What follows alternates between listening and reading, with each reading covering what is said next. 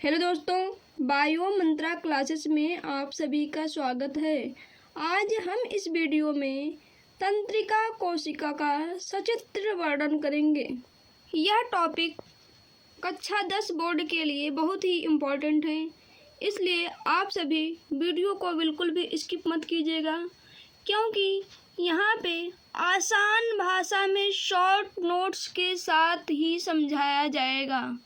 चलिए स्टार्ट करते हैं। तंत्रिका कोशिका, इसे इंग्लिश में न्यूरॉन सेल कहते हैं।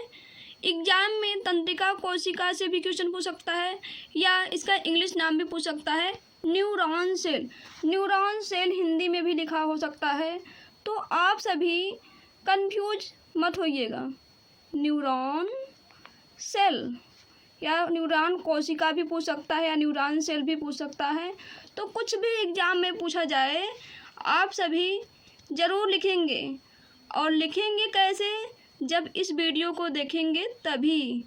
इसलिए आप सभी इस वीडियो को पूरा ज़रूर देखिए। न्यूरॉन सेल शरीर की सबसे लंबी कोशिका है, यानी तंत्रिका कोशिका शरीर की सबसे लंबी कोशिका है, और यह दो भागों में बटा है, कोशिकाक्ष और कोशिका प्रवर्ध। कोशिकाक्ष को साइटोन कहते हैं और कोशिका प्रवर्ध को न्यूराइड्स कहते हैं।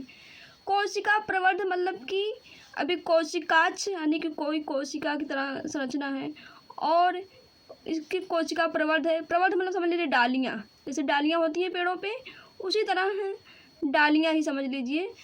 तो कोशिकाक्ष और कोशिका प्रवर्ध में बटा है कौन? तंत्रिका कोशिका, ठीक। और एक कोशिका प्रवर्ध दो भागों में बटा है, यानी कि जो डालियां हैं दो प्रकार की होती हैं। डालियां कह नहीं सकते, मान लीजिए डालियां तो दो प्रकार की होती हैं, एक वृश्चिकाएँ और एक तंत्रिकाक्ष। वृश्चिकाएँ जो है छोटी होती हैं और संख्या में अधिक होती हैं, लेकिन तंत्रिकाक्ष जो है लंबी होती है और ये संख्या में एक ही होती है, ठीक है। तो अभी हम इसका डिटेल स्टडी करेंगे। सबसे पहले हम पढ़ेंगे कोशिकाक्ष के बारे में। स्ट्रक्चर में देखेंगे हम सभी, तो स्ट्रक्चर में इतना भाग जो है कोशिकाक्ष है, या कोशिकाकाय भी कह सकते हैं। कोशिकाकाय का मतलब इसकी बॉडी है, ठीक। और ये है वृश्चिकाएँ, जिसे कहेंगे डेंड्राइट्स, और ये जो लंबी सी है इसका नाम है तंत्रिकाक्ष। इसे एक्सॉन कहेंगे, डेंड्राइट कहेंगे और इसे साइटोन कहेंगे। तो कोशिकाक्ष को साइटोन कहते हैं, इतना है साइटोन। साइटोन में केंद्रक पाए जाते हैं, यानी कि साइटोन में केंद्रक उपस्थित होते हैं, और इस कोशिकाक्ष का विभाजन नहीं होता, यानी इसमें कोशिका का विभाजन नहीं होता है। और इसमें छोटे छोटे दिख रहा हो, ग्रीन कलर का दिख रहा है ना, ये है निशल कण। छोटे छोटे निशल कण पाए जाते हैं कोशिकाक्ष में, जो प्रोटीन का संश्लेषण करते हैं। प्रोटीन का संश्लेषण का मतलब कि प्रोटीन का निर्माण करते हैं। कौन करता है? निशल कण। बस इतना है कोशिकाक्ष के बारे में, इतना समझ में आ गया। कोशिकाक्ष को इंग्लिश में साइटोन कहते हैं। इसमें केंद्रक उपस्थित होता है और इसमें छोटे छोटे निशल कण होते हैं। निशल कण जो है प्रोटीन का सिंथेसिस करते हैं, यानी प्रोटीन का संश्लेषण करते हैं, और कोशिका विभाजन नहीं होता है। यहाँ पे देख लेंगे, केंद्रक उपस्थित होते हैं, कोशिका विभाजन नहीं होता है, निशल कण जो है प्रोटीन का संश्लेषण करते हैं। बस इतना ही कहानी है कोशिकाक्ष का। अगला देखेंगे हम वृश्चिकाएँ। कोशिका प्रवर्ध का पहला भाग जो है वृश्चिकाएँ। ये है वृश्चिकाएँ। वृश्चिकाएँ छोटी होती हैं, छोटे छोटे होते हैं, संख्या में अधिक होते हैं। वृश्चिकाएँ छोटे होते हैं, यहाँ पे देख रहे हैं छोटे छोटे हैं, 1 2 3 4 5 6, तो संख्या में अधिक होते हैं। हमने 6 बनाया है, तो संख्या में अधिक होते हैं और छोटे छोटे होते हैं। इन्हें अभिवाही प्रवर्ध कहते हैं। अभिवाही प्रवर्ध क्यों कहते हैं? क्योंकि हमारी बॉडी में जो भी उद्दीपन होता है वो कोशिकाक्ष तक लेके आते हैं। जैसे कि हमें मच्छर काट लिया, तो मच्छर काटने का जो सूचना है कोशिकाक्ष तक लाने का काम यही करते हैं वृश्चिकाएँ। वही उद्दीपन हुआ, जो उद्दीपन हुआ, हमें काटा चुभा, तो उसमें जो उद्दीपन हुआ उसका सूचना कोशिकाक्ष तक लाने का काम करते हैं कौन करता है? वृश्चिकाएं, डेंड्राइट्स, इसी को कहते हैं अभिवाही प्रवर्ध। ठीक है, यहाँ पे भी देख लेंगे। वृश्चिकाएं छोटे होते हैं, संख्या में अधिक होते हैं, उद्दीपन कोशिका में लाते हैं और इन्हें अभिवाही प्रवर्ध कहते हैं। बस इतना ही कहानी है वृश्चिकाएं का। अब हम कोशिका प्रवर्ध का दूसरा भाग पढ़ेंगे, तंत्रिकाक्ष। वृश्चिकाएं पढ़ लिए, तंत्रिकाक्ष। तंत्रिकाक्ष लंबा होता है, समान मोटाई वाला होता है। तो आइए देखते हैं कौन सा है तंत्रिकाक्ष। तो ए भाग जो है ये तंत्रिकाक्ष है। ठीक, यहाँ से यहाँ तक लंबा है। तो रेड कलर जो दिख रहा है तंत्रिकाक्ष है। ये लंबा होता है, समान मोटाई का होता है और ये प्रेरणा को दूर लेके जाता है। यानी कि साइटोन में जो मैसेज आया, कोशिकाक्ष में जो मैसेज आया था, कौन लेके आया था? वृश्चिकाएं। उस मैसेज को और दूर लेके जाता है दूसरी कोशिकाक्ष के पास। ठीक, तो इस मैसेज को जब दूर ले जाता है तो इसीलिए इसे कहते हैं अपवाही प्रवर्ध।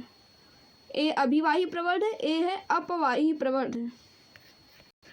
तंत्रिकाक्ष न्यूरिलेमा झिल्ली से ढका होता है। ये जो झिल्ली है ऊपर से दिख रहा है, ये न्यूरिलेमा झिल्ली से कहते हैं। और न्यूरिलेमा झिल्ली का निर्माण श्वान कोशिका से होता है। किससे होता है? श्वान कोशिका से। न्यूरिलेमा झिल्ली का निर्माण श्वान कोशिका से होता है।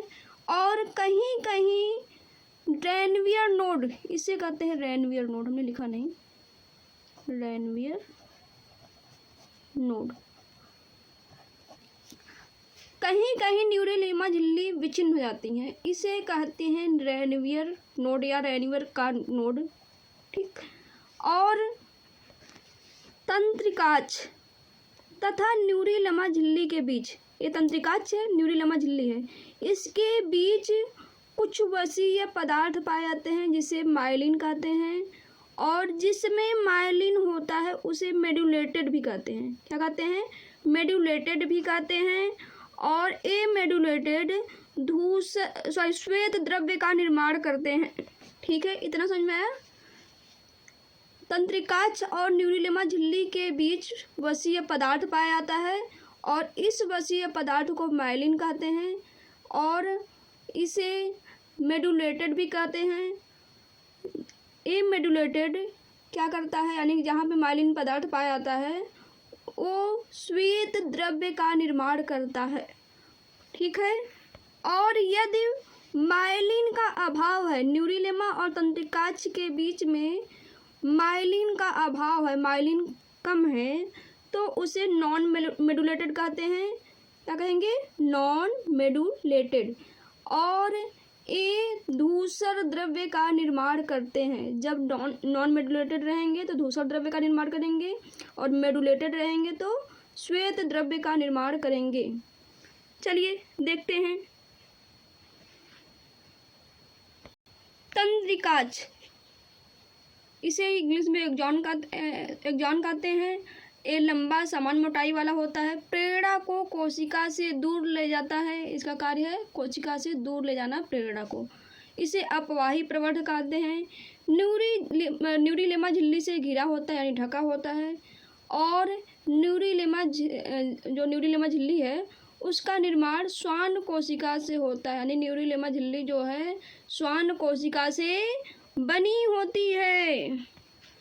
आगे, रेनवियर नोड के कारण न्यूरिलेमा झिल्ली विच्छिन्न हो जाती हैं। हमने बताया था रेनवियर नोड के कारण न्यूरिलेमा झिल्ली विच्छिन्न हो जाती हैं। जो कहानी हमने स्ट्रक्चर में बताया वही कहानी लिखा हुआ नोट्स भी दे रहे हैं, वो भी शॉर्ट नोट्स है। बुक में ऐसा नहीं मिलेगा। शॉर्ट नोट्स के साथ पढ़ने के लिए आप सभी लोग मेरे चैनल को सब्सक्राइब कर लीजिए। और अभी तक अगर आप सभी लोग इस वीडियो को लाइक नहीं किए हैं तो लाइक कीजिए और अपने दोस्तों के पास शेयर भी कीजिए, वो सब भी पढ़ें आसान भाषा में शॉर्ट नोट्स के साथ। चलिए आगे देखते हैं। तंत्रिकाक्ष तथा न्यूरिलेमा के बीच, न्यूरिलेमा झिल्ली के बीच वसीय पदार्थ होता है, जिस वसीय पदार्थ को माइलिन कहते हैं। और ये मेडुलेटेड होता है जो श्वेत द्रव्य का निर्माण करता है। श्वेत द्रव्य, धूसर द्रव्य जब हम लोग मस्तिष्क पढ़ेंगे और मेरुरज्जु पढ़ेंगे तो वहाँ पे श्वेत द्रव्य या धूसर द्रव्य मिलेगा। तो इसलिए पहले से जान लें कि श्वेत द्रव्य और धूसर द्रव्य का निर्माण कौन करता है। मेड्यूलेटेड ये कहाँ होता है? तंत्रिकाक्ष में, यानी कि तंत्रिका कोशिका का जो तंत्रिकाक्ष वाला भाग है वहाँ पे श्वेत द्रव्य और धूसर द्रव्य का निर्माण होता है। और माइलिन का अभाव जब होता है तो उसे नॉन मेड्यूलेटेड कहते हैं। और यहाँ पे धूसर द्रव्य का निर्माण होता है। यही कहानी है तंत्रिकाक्ष की।